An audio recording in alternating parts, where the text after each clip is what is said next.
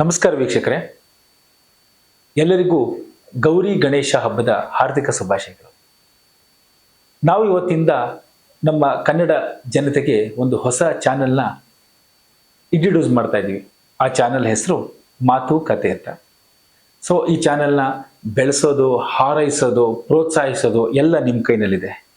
So ನಮ್ಮ ಚಾನಲಲ್ಲಿ ಯಾವ ಥರ ಕಂಟೆಂಟ್ಸ್ ಬರುತ್ತೆ ಅಂತಂದರೆ, ನಮ್ಮ ಸುತ್ತಮುತ್ತಲಿನಾದ್ಯಂತ ನಾಗರಿಕರು ಯಾವ ರೀತಿಯ ಸಾಧನೆಯನ್ನು ಮಾಡ್ತಾ ಇದ್ದಾರೆ, ಅವರು ಯಾವ ಯಾವ ಮೈಲಿಗಳನ್ನ ಮುಟ್ಟಿದ್ದಾರೆ ಅನ್ನೋದ್ರ ಬಗ್ಗೆ ನಾವೊಂದು ಮಾಹಿತಿನ ತಿಳ್ಕೊಡ್ತೀವಿ. ಈ ಚಾನೆಲ್ನ ಬೆಳೆಸಿ, ಪ್ರೋತ್ಸಾಹಿಸಿ ಹಾಗೂ ಈ ಒಂದು ಚಾನೆಲ್ಗೆ ಹಾರೈಸಿ ಅಂತ ಕೇಳ್ತಾ ಇವತ್ತಿನ ಒಂದು ಕಾರ್ಯಕ್ರಮನ ಶುರು ಮಾಡ್ತಾ ಇದ್ದೀವಿ. ಸೊ ಇವತ್ತು ಗೌರಿ ಗಣೇಶ ಹಬ್ಬ ಆದ್ರಿಂದ ಯಾವುದೇ ಒಂದು ಕಾರ್ಯಕ್ರಮ ಅಥವಾ ಯಾವುದೇ ಒಂದು ಪೂಜಾ ಕಾರ್ಯಕ್ರಮ ಸ್ಟಾರ್ಟ್ ಆಗ್ಬೇಕಂದ್ರೆ ನಮ್ಮ ವಿಘ್ನ ವಿನಾಶಕ ಇರಲೇಬೇಕಲ್ವೇ? ಸೊ ಆದ್ರಿಂದ ಇವತ್ತು ನಮ್ಮ ಹೊಸ ಚಾನೆಲ್ಗೆ ಒಬ್ರು ಅತಿಥಿನ ಕರೀತಾ ಇದ್ದೀವಿ. ಅವರು ಶ್ರೀ ವೇದ ಬ್ರಹ್ಮ ವೆಂಕಟೇಶ್ ಶಾಸ್ತ್ರಿಗಳು ಅಂತ. ಸರ್ ನಮಸ್ಕಾರ. ವೇದ ಬ್ರಹ್ಮ ಶ್ರೀ ವೆಂಕಟೇಶ್ ಶಾಸ್ತ್ರಿಗಳೇ ನಮಸ್ಕಾರ. ರಾಘವ ಸರ್, ಇವತ್ತು ಗೌರಿ ಗಣೇಶ ಹಬ್ಬ ಆದ್ರಿಂದ ಎಲ್ಲಾರ ಮನೆಯಲ್ಲೂ ಸಂಭ್ರಮ ತೊಳ್ಗಾಡ್ತಾ ಇದೆ. ಸೊ ಇದೇ ಒಂದು ವಿಶೇಷತೆನಲ್ಲಿ ನಮ್ಮೊಂದು ಮಾತುಕತೆ ಅನ್ನೋ ಒಂದು ಚಾನೆಲ್ನ ಪ್ರಾರಂಭ ಮಾಡ್ತಾ ಇದೀವಿ. ಇದ್ರ ಬಗ್ಗೆ ತಮ್ಮ ಅನಿಸಿಕೆಗಳನ್ನ ಹೇಳಿ ಹಾಗೂ ನಮ್ಮ ವೀಕ್ಷಕರಿಗೆ ಗೌರಿ ಗಣೇಶ ಹಬ್ಬದ ವೈಶಿಷ್ಟ್ಯತೆ ಏನು, ಅದರ ಪ್ರಾಮುಖ್ಯತೆ ಏನು, ಅದ್ರ ಬಗ್ಗೆ ಒಂದು ಸ್ವಲ್ಪ ತಿಳಿಸ್ಕೊಡ್ತೀರಾ ಸರ್? ಖಂಡಿತ. ಓಕೆ. ಎಲ್ಲರಿಗೂ ಗೌರಿ ಗಣೇಶ ಹಬ್ಬದ ಆರ್ಥಿಕ ಶುಭಾಶಯಗಳು. ಮುಖ್ಯವಾಗಿ ನಮ್ಮ ಕುಣಿಗಲ್ನವರೇ ಆದಂಥ ರಾಘವೇಂದ್ರ ಅವರು ಒಂದು ಹೊಸ ಮಾತುಕತೆಯನ್ನು ಒಂದು ಯೂಟ್ಯೂಬ್ ಚಾನಲ್ನ ಪ್ರಾರಂಭ ಮಾಡ್ತಾ ಇದ್ದಾರೆ. ಎಲ್ಲರೂ ದಯವಿಟ್ಟು ಹಾರೈಸಿ ಅವರ ಒಂದು ಚಾನಲ್ನ ಮುಂದಕ್ಕೆ ಬರೋಕ್ಕೆ ಒಂದು ಅವಕಾಶ ಮಾಡಿಕೊಡಿ. ಈಗ ಪ್ರಥಮವಾಗಿ ಯಾವುದೇ ಒಂದು ಪೂಜೆ, ಯಾವುದೇ ಒಂದು ವ್ರತಗಳು, ಏನೇ ಒಂದು ಶುಭ ಕಾರ್ಯ ಅಂತ ಮಾಡಬೇಕಾದ್ರೆ ಗಣಪತಿ ಆರಾಧನೆ ಮುಖ್ಯವಾದದ್ದು.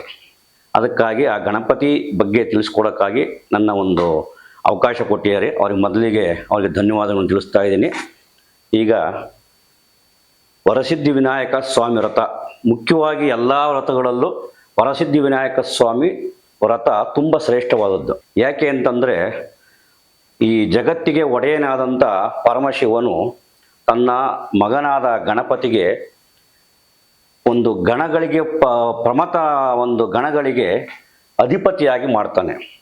ಅದ್ರ ಉದ್ದೇಶ ಏನಪ್ಪ ಅಂತಂದರೆ, ಬ್ರಹ್ಮ ವಿಷ್ಣು ಮಹೇಶ್ವರರಿಂದ ಹಿಡಿದು ಎಲ್ಲ ದೇವತೆಗಳು ಹಾಗೂ ಕಲಿಯುಗದಲ್ಲಿ ಇರ್ತಕ್ಕಂಥ ಪ್ರತಿಯೊಬ್ಬ ಮನುಷ್ಯರು ಕೂಡ ಯಾವುದೇ ಒಂದು ಪೂಜೆ ಮಾಡಬೇಕಾದ್ರೆ ಮುಂಚೆ ವಿಘ್ನ ವಿನಾಶಕನಾದ ಈ ವಿನಾಯಕನನ್ನು ಪೂಜಿಸಬೇಕು ಅಂತ. ಅದಕ್ಕಾಗಿ ಆ ಹಿಂದೆ ಬ್ರಹ್ಮ ವಿಷ್ಣು ಮಹೇಶ್ವರರು ಕೂಡ ಅವರು ಸೃಷ್ಟಿ ಸ್ಥಿತಿ ಲಯ ಕರ್ತಗಳನ್ನು ಮಾಡುವಾಗ ಆ ಒಂದು ವಿನಾಯಕ ಸ್ವಾಮಿಯನ್ನು ಪ್ರಾರ್ಥನೆ ಮಾಡಿ ಅವರು ಕಾರ್ಯ ಪ್ರಾರಂಭ ಮಾಡ್ತಾರೆ. ಅದೇ ರೀತಿ ಹಿಂದೆ ಧರ್ಮರಾಯ ಕೌರವರಿಗೆ ಇಂದ ಮೋಸ ಆಗಿ ಅವರು ಒಂದು ರಾಜ್ಯ ಕಳ್ಕೊಂಡಾಗ ಅವರು ಬಂದು ಕೇಳ್ಕೊಂಡು ಕೃಷ್ಣನ ನಾರದರ ಹತ್ರ ಬೇಡ್ಕೊಂಡಾಗ ನಾರದರು ಇದೇ ಒಂದು ವರಸಿದ್ಧಿ ವಿನಾಯಕ ಸ್ವಾಮಿ ವ್ರತ ಒಂದು ಉದ್ದೇಶ ತಿಳಿಸ್ತಾರೆ. ಈ ವರಸಿದ್ಧಿ ವಿನಾಯಕ ವ್ರತ ಮಾಡು, ನಿನಗೆ ಖಂಡಿತ ನಿಂಗೆ ಒಳ್ಳೆಯದಾಗುತ್ತೆ, ರಾಜ್ಯ ಒಂದು ಮರಳಿ ಬರುತ್ತೆ ಅಂತ ಹೇಳ್ತಾರೆ. ಆ ಭಕ್ತಿಯಿಂದ ಪಾಂಡವರೆಲ್ಲರೂ ಆ ವರಸಿದ್ಧಿ ವಿನಾಯಕ ಸ್ವಾಮಿ ವ್ರತವನ್ನು ಮಾಡಿ ಅವರು ರಾಜ್ಯವನ್ನು ಮರಳಿ ಪಡಿತಾರೆ. ಮತ್ತು ಶ್ರೀರಾಮ ಇದೇ ವರಸಿದ್ಧಿ ವಿನಾಯಕ ವ್ರತವನ್ನು ಮಾಡಿ ರಾವಣನನ್ನು ಸಂಹಾರ ಮಾಡಿ ಸೀತೆಯನ್ನು ಮರಳಿ ಪಡಿತಾನೆ. ಭಗೀರಥನು ಗಂಗೆಯನ್ನು ಭೂಲೋಕಕ್ಕೆ ತರುವಾಗ ಇದೇ ವರಸಿದ್ಧಿ ವಿನಾಯಕ ಸ್ವಾಮಿ ಒಂದು ವ್ರತ ಮಾಡಿ ಗಣಪತಿಯನ್ನು ಪ್ರಾರ್ಥನೆ ಮಾಡಿ ಗಂಗೆನ ಭೂಮಿಗೆ ತರಿಸ್ತಾನೆ. ಹಾಗೆ ದೇವರಾಜನಾದ ಇಂದ್ರನು ಮೊದಲು ಗಣಪತಿಯನ್ನು ಆರಾಧನೆ ಮಾಡಿ ವೃತ್ರಾಸುರನ್ನು ಸಂಹಾರ ಮಾಡುತ್ತಾನೆ. ಹೀಗೆ ತುಂಬ ಜನ ಎಲ್ಲ ದೇವತೆಗಳೆಲ್ಲ ಕೂಡ ಒಂದು ಆರಾಧನೆ ಮಾಡ್ತಾರೆ. ಅದರಲ್ಲಿ ಕೃಷ್ಣ ಕೂಡ ಈ ಒಂದು ವ್ರತ ಮಾಡಿದ್ದಾನೆ. ಅದಕ್ಕೆ ಶಮಂತಕೋಪಾಖ್ಯಾನ, ಅದು ಎಲ್ರಿಗೂ ಗೊತ್ತಿರೋದೆ. ಅದು ಒಂದು ಸಂಕ್ಷಿಪ್ತವಾಗಿ ಹೇಳ್ಬೇಕು ಅಂತಂದರೆ, ಒಂದು ಸಿದ್ಧಿ ಬುದ್ಧಿ ಅವ್ರ ಪತ್ನಿಯೊಡನೆ ಗಣಪತಿ ಒಂದು ವಿಹಾರ ಹೋಗ್ತಾ ಇರ್ತಾನೆ. ಅವರಿಗೆ ಗಣಪತಿಗೆ ಕಡುಬು ಅಂದರೆ ತುಂಬ ಇಷ್ಟ. ಅದನ್ನು ತುಂಬ ಹೊಟ್ಟೆ ತುಂಬ ಊಟ ಮಾಡ್ಕೊಂಡು ಅದನ್ನು ತಿಂದು ಹೋಗುವಾಗ ಹೊಟ್ಟೆ ತುಂಬ ದೊಡ್ಡದಾಗ್ಬಿಟ್ಟು ಒಡೆದೋಗುತ್ತೆ. ಆಗ ಕಡುಬು ಎಲ್ಲ ಕೆಳಗಡೆ ಬಿದ್ದು ಹೋಗುತ್ತೆ. ಅದನ್ನೆಲ್ಲ ಆರಿಸ್ಕೊಂಡು ಹೊಟ್ಟೆ ಒಳಗೆ ಹಾಕ್ಕೊಂಡು ಅಲ್ಲೇ ಹೋಗ್ತಕ್ಕಂಥ ಒಂದು ನಾಗರಾಜನ ತಗೊಂಡು ಹೊಟ್ಟೆಗೆ ಕಟ್ಕೊತಾನೆ. ಇದನ್ನೆಲ್ಲ ನೋಡ್ತಕ್ಕಂಥ ಮೇಲ್ಗಡೆ ಇರ್ತಕ್ಕಂಥ ಚಂದ್ರ ಅಪಹಾಸ್ಯ ಮಾಡಿ ನಗುತ್ತಾನೆ. ಆಗ ಈ ಗಣಪತಿಗೆ ತುಂಬ ಕೋಪ ಬಂದು, ನೀನು ಸುಂದರವಾಗಿದೆಯಾ ಅಂತ ಹೇಳ್ಬಿಟ್ಟು ನಾನು ಆಡ್ಕೊಂತ ಇದೀಯಾ, ಆದ್ರಿಂದ ನಿಂದು ಈ ಸುಂದರವಾದ ಮುಖವನ್ನು ಯಾರು ನೋಡ್ತಾರೆ ಅವರು ಅಪನಿಂದೆಗೆ ಗುರಿ ಆಗ್ತಾರೆ, ಲೋಕಾನಿಂದೆಗೆ ಗುರಿ ಆಗ್ತಾರೆ ಅಂತ ಶಾಪ ಕೊಡ್ತಾನೆ. ಅವನು ಅದಕ್ಕೆ ಭಯ ಪಟ್ಟು ಹೆದರ್ಕೊಂಡು ಒಂದು ತಾವರೆ ಹೂನಲ್ಲಿ ಹೋಗಿ ಅಡಗಿ ಕುಳಿತುಕೊಳ್ತಾನೆ. ಯಾವಾಗ ಚಂದ್ರ ಕಾಣಿಸಲ್ಲ, ಇಡೀ ಲೋಕನೇ ತುಂಬ ಒಂದು ಕತ್ಲ ಹೋಗ್ಬಿಟ್ಟು ಎಲ್ಲರೂ ಬ್ರಹ್ಮ ವಿಷ್ಣು ಮಹೇಶ್ವರ ಹತ್ರ ಹೋಗ್ತಾರೆ, ದೇವತೆಗಳು ಇದಕ್ಕೆ ಏನು ಪರಿಹಾರ ಅಂತ. ಅದಕ್ಕೆ ಅವ್ರು ಹೇಳ್ತಾರೆ, ಇದು ವರಸಿದ್ಧ ವಿನಾಯಕ ಸ್ವಾಮಿ ಕೊಟ್ಟಂತ ಶಾಪ. ಆ ಶಾಪ ವಿಮೋಚನೆ ಬ್ರಹ್ಮ ವಿಷ್ಣು ಮಹೇಶ್ವರ ನಮ್ಮ ಕೈಯಿಂದನೂ ಸಾಧ್ಯ ಇಲ್ಲ. ಆ ಗಣಪತಿನೇ ಶಾಪ ವಿಮೋಚನೆ ಮಾಡಬೇಕು. ಆ ಚಂದ್ರ ಹೋಗಿ ಆ ಒಂದು ಗಣಪತಿನ ಮೊರೆ ಹೋದ್ರೆ ಆ ಶಾಪ ವಿಮೋಚನೆ ಅವರೇ ಮಾಡ್ತಾರೆ ಅಂತ ಹೇಳಿದಾಗ, ಆದರೂ ಚಂದ್ರ ಕೇಳಿ ಅವನನ್ನೇ ಗಣಪತಿಯನ್ನ ಮತ್ತೆ ಪ್ರಾರ್ಥನೆ ಮಾಡ್ಕೊಂತಾನೆ, ಏನೋ ನಾನು ತಿಳಿದೆ, ನಾನು ಅಪಹಾಸ್ಯ ಮಾಡಿಬಿಟ್ಟೆ, ದಯವಿಟ್ಟು ಈ ಒಂದು ಶಾಪ ವಿಮೋಚನೆಗೆ ಒಂದು ಅವಕಾಶ ಮಾಡಿಕೊಡಿ ಅಂತ ಭಕ್ತಿಯಿಂದ ಹೋಗೆರಿತಾನೆ. ಆಗ ಆ ಗಣಪತಿ ಪ್ರಸನ್ನನಾಗಿ, ಆಯಿತು, ಈ ಶಾಪ ಕೊಟ್ಟಿದ್ದು ಪೂರ್ತಿ ಅದು ವಾಪಸ್ ತಗೊಳಕ್ಕಾಗಲ್ಲ, ಯಾರು ಭಾದ್ರಪದ ಶುದ್ಧ ಚೌತಿ ದಿನ ನಿನ್ನ ದರ್ಶನ ಮಾಡ್ತಾರೆ ಅವರಿಗೆ ಅಪನಿಂದನೆ ತಪ್ಪಿದ್ದಲ್ಲ. ಆದರೆ ಬಿದಿಗೆ ಚಂದ್ರನನ್ನ ಯಾರು ದರ್ಶನ ಮಾಡ್ತಾರೆ ಅವರಿಗೆ ಈ ಲೋಕನಿಂದನೆಯಿಂದ ಮುಕ್ತಿ ಸಿಗುತ್ತೆ, ಅವ್ರಿಗೆ ಒಳ್ಳೇದಾಗುತ್ತೆ ಅಂತನ ಹೇಳ್ತಾನೆ. ಅದೇ ರೀತಿ ಕೃಷ್ಣ ಕೂಡ ಆ ಒಂದು ಚೌತಿ ಚಂದ್ರನ ದರ್ಶನ ಮಾಡಿ ತನಗೆ ಗೊತ್ತಿಲ್ಲದೇನೆ ಯಾರೋ ಮಾಡ್ರ ಒಂದು ಶಮಂತಕ ಕಳ್ಳತನ ಬಗ್ಗೆ ಇವನ ಮೇಲೆ ಆರೋಪ ಬಂದು ಕೃಷ್ಣ ನಿಂದನೆಗೆ ಗುರಿ ಆಗ್ತಾನೆ. ಅದು ತುಂಬಾ ವಿಷಾದವಾಗಿ ಹೇಳ್ಬೇಕು ಅಂತ ತುಂಬಾ ಇದೆ, ಅದು ಎಲ್ರಿಗೂ ಗೊತ್ತಿರೋದೇ ಅದು. ಮತ್ತೆ ಆ ಒಂದು ಗಣಪತಿನ ಸ್ತೋತ್ರ ಮಾಡಿ ಮತ್ತೆ ಬಿದಿಗೆ ಚಂದ್ರನ ದರ್ಶನ ಮಾಡಿ ಈ ವರಸಿದ್ಧ ವಿನಾಯಕ ಸ್ವಾಮಿ ವ್ರತ ಮಾಡಿ ಮತ್ತೆ ಅಪವಾದದಿಂದ ಕೃಷ್ಣ ದೂರ ಆಗ್ತಾನೆ. ಬಟ್ ಬಿದಿಗೆ ಚಂದ್ರ ಅಂತ ತಾವು ಹೇಳಿದ್ರೆ, ಬಿದಿಗೆ ಚಂದ್ರ ಅವತ್ತು ನಾವು ಎಷ್ಟೋ ಗಮನ ಇಟ್ಟು ನೋಡ್ತೀವಿ, ಅದು ಕಾಣಿಸೋದೇ ಇಲ್ವಲ್ಲ ಶಾಸ್ತ್ರಿಗಳೇ. ಅದು ಒಂದೇ ಒಂದು ಎಳೆನಲ್ಲಿರುತ್ತೆ, ಅದು ಹುಡ್ಕೋದೇ ಒಂದು ನಮ್ಗೆ ಚಾಲೆಂಜಿಂಗ್ ಆಗಿರುತ್ತೆ ಅಲ್ವಾ ಶಾಸ್ತ್ರಿಗಳೇ? ಹೌದೌದು, ಖಂಡಿತ. ಅದಕ್ಕಾಗಿನೇ ಆದ್ರೆ ಅತಿ ಸೂಕ್ಷ್ಮವಾಗಿ ಕಾಣೋದಂತೂ ಹೌದು. ಆದ್ರೆ ಅದನ್ನ ತುಂಬಾ ಒಂದು ಗಮನ ಇಟ್ಟು ಸುಮ್ಮನೆ ಒಂದು ಸಾಸಿವೆ ಕಾಳಷ್ಟು ಕಂಡ್ರು ಕೂಡ ಅದು ಅಪವಾದ ತಪ್ಪುತ್ತೆ. ತುಂಬಾ ಅದು ಪೂರ್ತಿ ಕಾಣಬೇಕು ಅಂತೇನಿಲ್ಲ, ಬಿದಿಗೆ ಚಂದ್ರ ಕಾಣೋದು ಸ್ವಲ್ಪನೇ ಕಾಣಿಸೋದು, ಅದನ್ನ ಸ್ವಲ್ಪ ಕಂಡ್ರು ಕೂಡ ಆ ಒಂದು ಅಪವಾದ ಏನ್ ಬಂದಿರುತ್ತೆ ಆ ಬರೋದು ತಪ್ಪು ಹೋಗುತ್ತೆ ಅಂತ ಇದೆ. ಮತ್ತೆ ಯಾವುದೇ ಒಂದು ಪೂಜೆ ಮಾಡ್ಬೇಕಾದ್ರೂ ಗಣಪತಿನ ಪ್ರಾರ್ಥನೆ ಒಂದು ಮಾಡಿ ಈ ವರಸಿದ್ಧ ವಿನಾಯಕ ಸ್ವಾಮಿ ವ್ರತ ಮಾಡಿದ್ರೆ ಅವ್ರಿಗೆ ಏನು ಕಾರ್ಯ ಅಂದ್ಕೊಂಡಿರ್ತಾರೆ ಅದು ಸಿದ್ಧಿ ಆಗುತ್ತೆ. ಅದಕ್ಕೆ ವರಸಿದ್ಧ ವಿನಾಯಕ ಅಂತ ಹೇಳ್ತಾರೆ. ಶಾಸ್ತ್ರಿಗಳೇ, ಈ ಭಾದ್ರಪದ ಶುದ್ಧ ಚೌತಿ ದಿವಸನೇ ನಾವು ಗಣಪತಿ ವ್ರತ ಮಾಡ್ಬೇಕಾ, ಅಥವಾ ಈ ಒಂದು ವ್ರತನ ಯಾವಾಗ ನಾವು ಮನ್ಸಿಗೆ ಬಂದಾಗ ಮಾಡ್ಬೋದಾ? ಇಲ್ಲ, ಆ ತರ ಇಲ್ಲ. ಅದು ಹಿಂದೆಯಿಂದನು, ಯಾಕೆ ಅಂತಂದ್ರೆ ಆ ಪರಮಶಿವನೇನೆ ಒಂದು ಕುಮಾರಸ್ವಾಮಿಗೆ ಹೇಳಿದಕ್ಕಂತ ವ್ರತ ಇದು.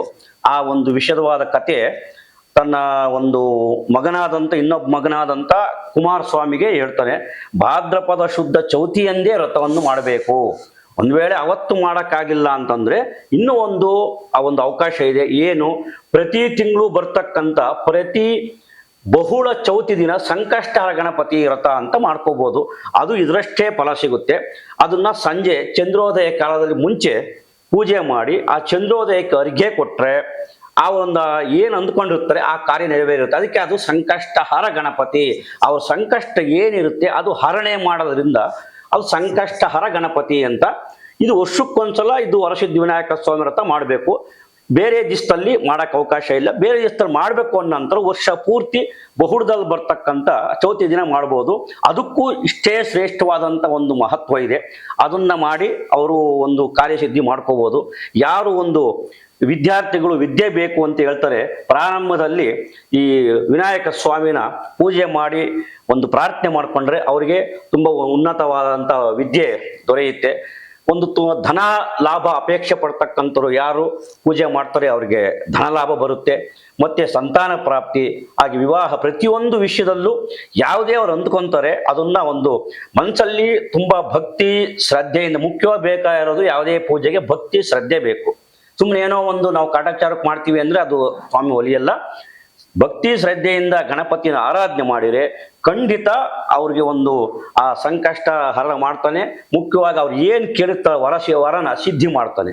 ಆದ್ರಿಂದ ವರಸಿದ್ಧಿ ವಿನಾಯಕ ಸ್ವಾಮಿ ಅಂತ ಹೇಳ್ಬಿಟ್ಟು ಈ ಒಂದು ಪ್ರಸಿದ್ಧಿಯಾಗಿದೆ. ಆ ಒಂದು ಅದರಲ್ಲೂ ಮುಖ್ಯವಾಗಿ ಈ ಗೌರಿ ಸ್ವರ್ಣ ಗೌರಿ ಮುಖ್ಯವಾಗಿ ಆ ತಾಯಿನ ಕರ್ಕೊಂಡು ಹೋಗೋಕೆ ಒಂದು ವರಸಿದ್ಧವಿನಾಯಕ ಸ್ವಾಮಿ ಬರ್ತಾನೆ ಅಂತ ಹೇಳ್ಬಿಟ್ಟು ಪುರಾಣದಲ್ಲಿ ಇರೋದು. ಮುಂಚೆ ತಾಯಿ ಬರ್ತಾರೆ, ಆ ತಾಯಿ ಬಂದ್ಮೇಲೆ ಆ ತಾಯಿನ ಕರ್ಕೊಂಡು ಹೋಗೋಕೆ ಮಗ ಬರ್ತಾನೆ ಅಂತ. ಇದು ಅಷ್ಟೇ, ಇದಕ್ಕೂ ಆದಂಥ ತುಂಬಾ ಒಂದು ಪುರಾಣಗಳಿದೆ. ಅದು ಏನಪ್ಪಾ ಅಂದ್ರೆ ಇನ್ನೊಂದು ಇದರಲ್ಲಿ ಹೇಳ್ಬೋದು, ತುಂಬಾ ಇದಿರುತ್ತೆ. ಸ್ವರ್ಣಗೌರಿ ಅಂತಂದ್ರೆ ಅದು ತಾಯಿ ಮಹತ್ವವಾದಂಥ ವ್ರತನೇ. ಯಾರು ಒಂದು ದಂಪತಿಗಳು, ಅದರಲ್ಲೂ ಮುಖ್ಯವಾಗಿ ಸುಮಂಗಲಿಯರು ಯಾರು ಈ ವ್ರತನ ಸ್ವರ್ಣಗೌರಿ ವ್ರತನ ಮಾಡಿ ನಾವು ದೀರ್ಘ ಸುಮಂಗಲಿಯಾಗಿರ್ಬೇಕು ಅಂತ ತಾಯಿನ ಪ್ರಾರ್ಥನೆ ಮಾಡ್ತಾರೆ, ಅವರಿಗೆ ಖಂಡಿತ ದೀರ್ಘ ಸುಮಂಗಲಿ ಯೋಗ ತಾಯಿ ಕೊಡ್ತಾರೆ. ಹಾಗೂ ಅಷ್ಟ ಸಿದ್ಧಿ ಎಲ್ಲ ಒಂದು ಪ್ರತಿಯೊಂದು ಅವ್ರ ಮನೆಗೆ ಶಾಂತಿ ದೊರಕ ಥರ ಮಾಡ್ತಾರೆ. ಅದರಿಂದ ಎರಡು ಒಟ್ಟಿಗೆ ಬರ್ತಕ್ಕಂಥದ್ದು, ಎರಡು ತುಂಬಾ ಶ್ರೇಷ್ಠವಾದದ್ದು. ಅದರಲ್ಲೂ ಮುಖ್ಯವಾಗಿ ಗಣಪತಿಗೆ ಪ್ರಥಮ ಪೂಜೆ ಅಂತ ಇರೋದ್ರಿಂದ ಗಣಪತಿಗೆ ತುಂಬಾ ಆದ್ಯತೆ ಪಾರ್ವತಿ ಪರಮೇಶ್ವರರೇ ಕೊಟ್ಟಿದ್ದಾರೆ. ನಮಗಿಂತ ಹೆಚ್ಚಾಗಿ ಗಣಪತಿನೇ ಪೂಜೆ ಮಾಡಬೇಕು ಅಂತ ಅವರೇ ಹೇಳಿರೋದ್ರಿಂದ ಪ್ರತಿಯೊಂದು ವಿಷಯದಲ್ಲೂ ಗಣಪತಿನ ಆರಾಧನೆ ಮಾಡಿ ಎಲ್ಲರೂ ಜಯ ಪಡಿಬೇಕು. ನೀವು ಅಷ್ಟೇ ಈ ವರಸಿದ್ಧಿ ವಿನಾಯಕದ ವ್ರತದ ದಿನ ಎಲ್ಲರೂ ನಿಮ್ಮ ಕೋರಿಕೆ, ನಿಮ್ಮ ಬೇಡಿಕೆ ಏನಿದೆ, ವರಗಳೇನಿದೆ ಆ ಸ್ವಾಮಿನ ಕೇಳಿಕೊಂಡು ಭಕ್ತಿಯಿಂದ ವ್ರತ ಮಾಡಿ ಪ್ರಾರ್ಥನೆ ಮಾಡಿ ನಿಮ್ಮ ಕೋರಿಕೆಗಳನ್ನ ಸಿದ್ಧಿ ಮಾಡ್ಕೊಳ್ಳಿ ಅಂತೇಳಿ ಕೇಳ್ಕೊಳ್ತಾ ಇದ್ದೀನಿ. ಎಲ್ರಿಗೂ ಒಳ್ಳೆಯದಾಗಲಿ. ಆ ವರಸಿದ್ಧಿ ವಿನಾಯಕ ಸ್ವಾಮಿ ಸ್ವರ್ಣಗೌರಿ ಆಶೀರ್ವಾದ ದೊರೆಯಲಿ ಅಂತೇಳಿ ಕೇಳ್ಕೊಳ್ತಾ ಇದ್ದೀನಿ. ಕೇಳಿದ್ರಲ್ಲ ವೀಕ್ಷಕರೇ, ನಮ್ಮ ವೇದ ಬ್ರಹ್ಮ ಶ್ರೀ ವೆಂಕಟೇಶ ಶಾಸ್ತ್ರಿಗಳು ಗಣಪತಿ ಬಗ್ಗೆ ಎಷ್ಟು ಸಂಕ್ಷಿಪ್ತವಾಗಿ, ಸುಂದರವಾಗಿ, ಸರಳವಾಗಿ ಹೇಳಿದ್ರಲ್ವಾ. ಸೊ ನಾವು ಗಣಪತಿನ ಆರಾಧಿಸ್ತಾ, ಗಣಪತಿನ ಪೂಜಿಸ್ತಾ ನಮ್ಮ ಒಂದು ಜೀವನದಲ್ಲಿ ಏಳಿಗೆ ಕಾಣೋಣ. ಸಬ್ಸ್ಕ್ರೈಬ್ ಮಾಡಿ, ಶೇರ್ ಮಾಡಿ. ಇವತ್ತಿನ ಸಂಚಿಕೆನ ಇಲ್ಲಿಗೆ ಮುಗಿಸ್ತಾ ಇದ್ದೀನಿ. Sign off with Raghavendra Kunigal. ಎಲ್ಲರಿಗೂ ತುಂಬ ಒಳ್ಳೆಯದಾಗಲಿ. ಧನ್ಯವಾದಗಳು.